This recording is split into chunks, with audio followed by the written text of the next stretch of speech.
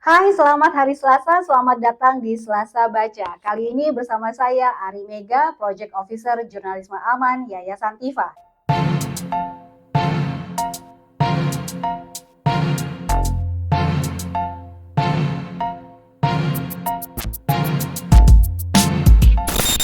Dalam video kali ini saya akan membahas buku, lebih tepatnya kitab wajib bagi para jurnalis, The Element of Journalism, yang ditulis oleh Bill Kovacs dan Tom Rosenthal. Meski buku ini diterbitkan 2001 silam, bagi saya buku ini wajib dibaca oleh para jurnalis karena masih relevan dengan situasi sekarang ini, di mana senjakala tengah menghadang media cetak, sementara media online harus berhadapan dengan media sosial, mesin pencari, dan algoritma. Hasilnya, untuk bertahan di tengah gempuran, produk jurnalistik Indonesia saat ini sebagian besar tanpa checks and balance, sebab kecepatan produksi berita telah mengalahkan akurasi. Oleh sebab itu, tidak ada salahnya mengingatkan adanya buku ini untuk menyegarkan kembali idealisme sebagai wartawan yang harapannya menghasilkan karya jurnalistik yang bermutu dengan ulasan buku ini. The Element of Journalism ini sudah diterjemahkan ke bahasa Indonesia dengan judul 9 Elemen Jurnalisme dan saat pertama kali terbit dianggap menjadi kitab para jurnalis di seluruh dunia termasuk menjadi pegangan para juru warta di tanah air. Kenapa ada 9? Kesimpulan ini didapat setelah Committee of Concerned Journalists mengadakan banyak diskusi dan wawancara yang melibatkan 1.200 wartawan selama periode 3 tahun. 9 elemen ini sama kedudukannya.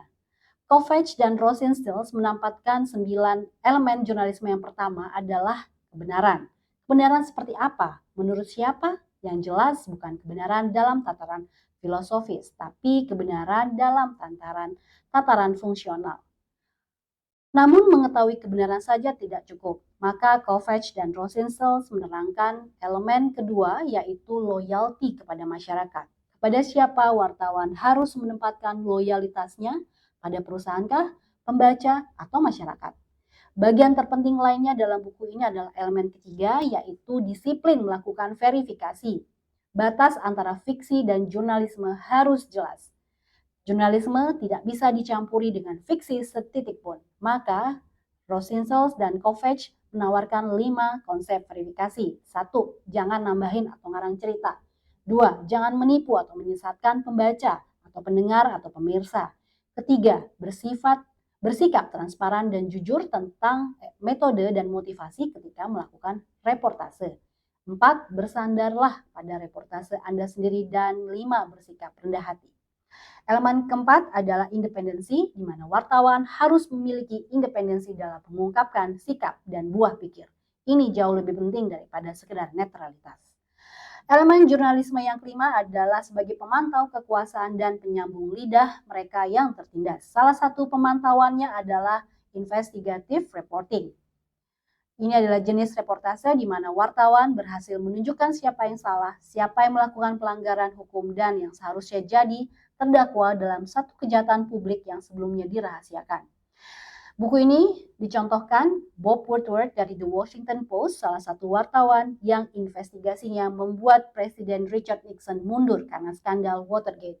Kalau di Indonesia, produk jurnalisme yang mana ya? Coba ditulis di kolom komentar. Elemen jurnalisme ke-6 adalah forum publik.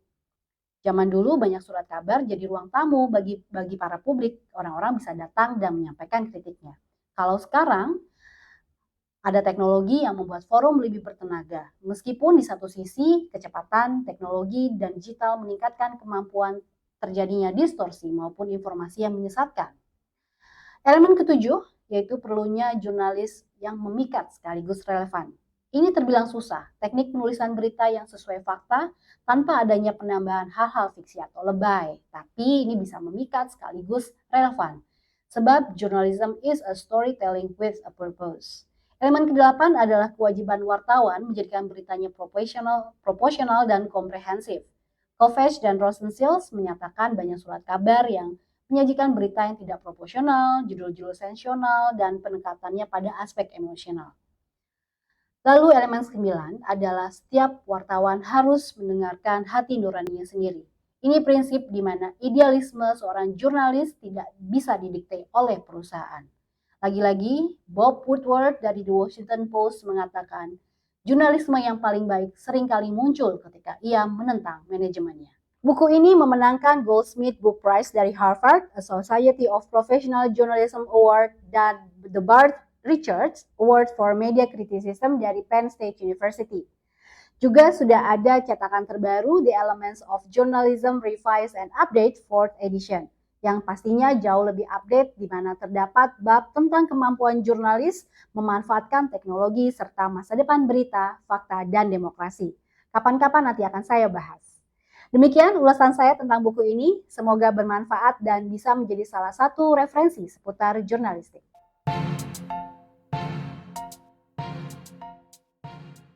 Terima kasih telah menyaksikan Selasa Baca kali ini. Saksikan episode Selasa Baca selanjutnya hanya di akun YouTube Yayasan Tifa. Sampai jumpa.